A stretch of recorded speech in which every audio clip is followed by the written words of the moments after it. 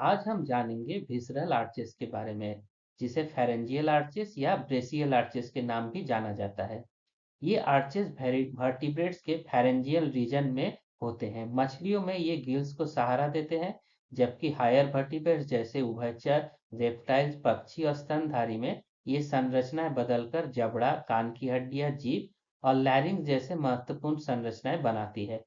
हर visceral arch के 5 प्रमुख घटक होते हैं: एक कार्टिलेज या बोन, एक मांसपेशी, एक क्रैनियल नर्व, एक आर्टरी और एक्टोडर्म और एंडोडर्म की लेयर्स। अब आए इनके प्रकार समझते हैं। पहला आर्च जो होता है उसे मैंडिबुलर आर्च कहते हैं। ये मछली में ऊपरी व निचले जबड़े बनाता है। स्तनधारियों में ये आर्चेस मैलियस और इनकस जैसे मध्य कान की हड्डियां बनाता है, तथा जो बोन भी।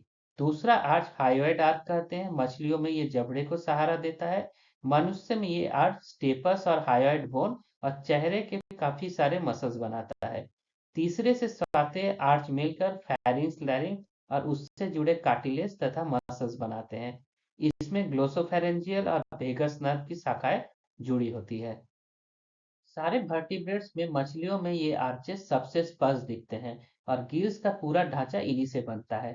एम्फीबियन में आर्चेस कम हो जाते हैं और इससे हाइवाइड apparatus बनता है।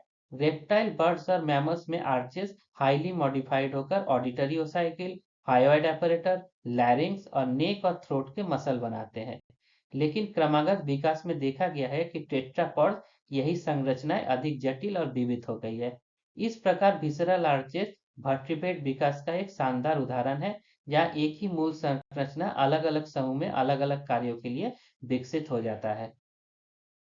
तो एवोल्यूशनरी स्टडीज में विसरल आर्च का काफी महत्व है। ये एम्ब्रियोलॉजिकल एविडेंस देता है कि कैसे कोई स्ट्रक्चर अलग अलग काम के लिए बना होता है।